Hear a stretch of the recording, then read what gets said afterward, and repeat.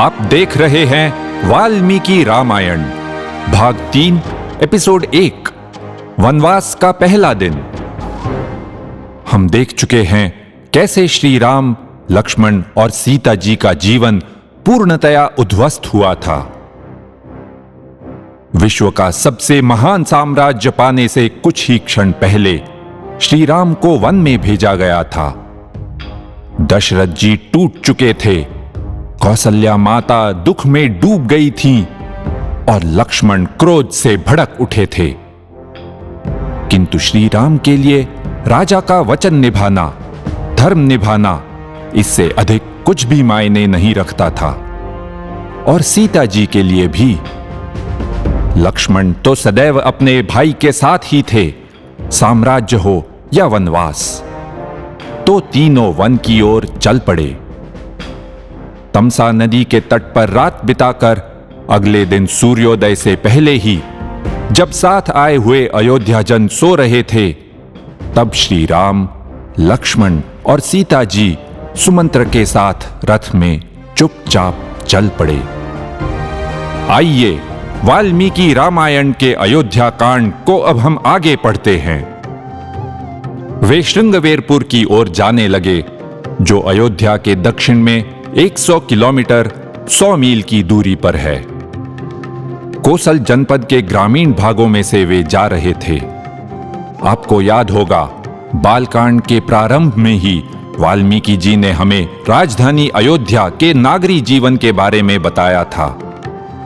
उसके बाद जब श्री राम विश्वामित्र जी के साथ उनके यज्ञ की रक्षा करने के लिए गए, तब हमें वनों और आश्रमों का दर्शन हुआ, किंतु ग्रामीण जीवन के बारे में कुछ नहीं बताया गया था।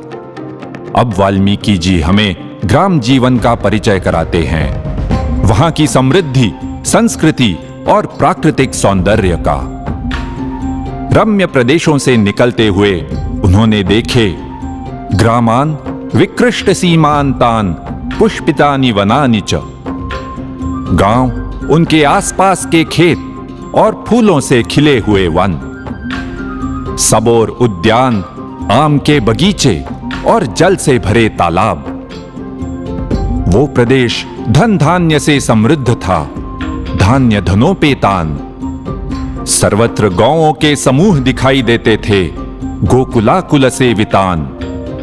और नगरवासियों की तरह ये ग्रामवासी भी दानशील थे। लोग सुखी और स्वस्थ थे। समृद्ध और आश्वस्त वातावरण में संस्कृति फल फूल रही थी। वो रमणीय प्रदेश चैत्य वृक्ष और यज्ञ संबंधी यूपों से भरा था। वहां वेद मंत्रों का निनाद गूंजता था। जरा सोचिए, आज भी शहरों में तो विकास होता है, लेकिन गांवों में हाल कुछ और होता है। मगर यहां हम एक ऐसा समाज देखते हैं जहां शहर और गांव दोनों समृद्ध और जीवंत हैं। नागरी लोगों की तरह ग्रामीण जन भी राजनीति में भाग लेते थे। याद कीजिए, वे दशरथ जी की परिषद में उपस्थित थे, जहां श्री राम को युवराज बनाने के प्रस्ताव पर चर्चा हुई थी। अभी भी वे निस्संकोच दशरथ जी की निंदा कर रहे थे। श्री राम ने मार्ग में लोगों को कहते हुए सुना, राम को वनवास भेजने की कैकेयी की मांग कितनी अनुचित और अन्यायपूर्ण है।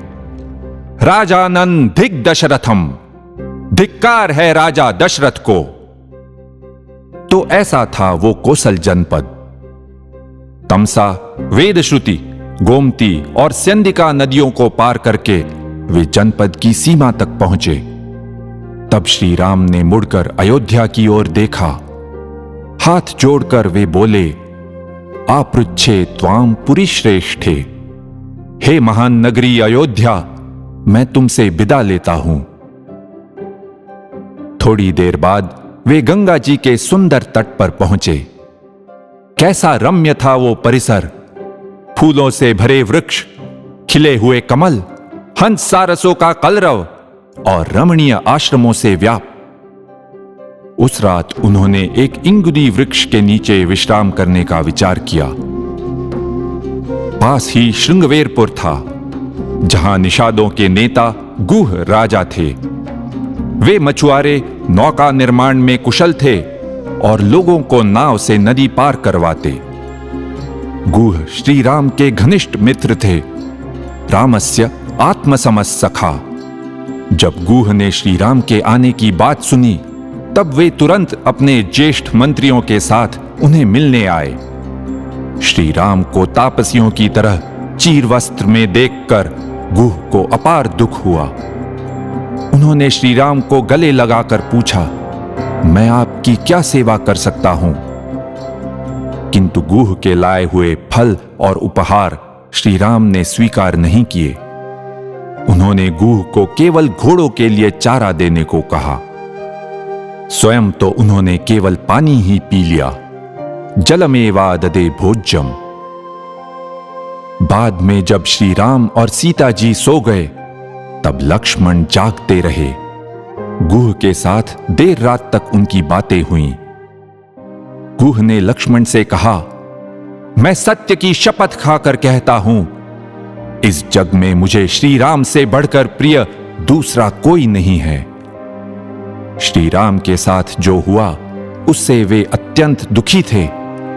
देखिए, कोसल राज्य के बाहर भी लोगों में श्री राम के लिए कितना प्यार और सम्मान था। इधर लक्ष्मण सोच रहे थे, अयोध्या में क्या हो रहा होगा।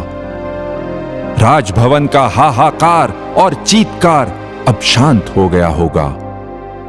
उन्हें दशरथ जी, कौशल्या जी और सुमित्रा माता की चिंता थी। इस दुख को वे कैसे सह पाएंगे? दूसरे दिन गुह ने अपने सेवकों से गंगा पार करने के लिए एक नाव तैयार करवाई। अब सुमंत्र से विदा लेने का समय आया था, मगर औरों की तरह सुमंत्र भी श्री राम के साथ जाना चाहते थे। श्री राम ने समझाया, इक्ष्वाकुणान् त्वया तुल्यम सुहृदम नोपलक्ष्ये। इक्ष्वाकु कुल के लिए आपके जैसा सुहृद बंधु सखा और कोई नहीं है। सुमंत्र को अयोध्या लौट जाना ही उचित था। अब तो वे तीनों ही यहां से आगे जाएंगे, श्री राम, लक्ष्मण और सीता। मगर जाने से पहले एक काम बाकी था। वनवास के नियमों के अनुसार उन्हें तपस्वियों जैसे रहना था। श्री राम और लक्ष्मण ने अयोध्या में ही चीर वस्त्र पहन लिए थे। अब उन्होंने बड़ का दूध लेकर अपनी जटाएं बनाई और रूपांतर पूर्ण हो गया। तौ तदा चीर संपन्नौ जटा मंडल धारिणौ अशोभेताम ऋषि समौ भ्रातरौ राम लक्ष्मणौ। उस समय दोनों भाई श्री राम और लक्ष्मण चीर वस्त्र और जटा धारण करके ऋषियों के समान शोभा पाने लगे। इस प्रकार वे आगे बढ़े, तापसी वेश में और शस्त्रों से सुसज्जित।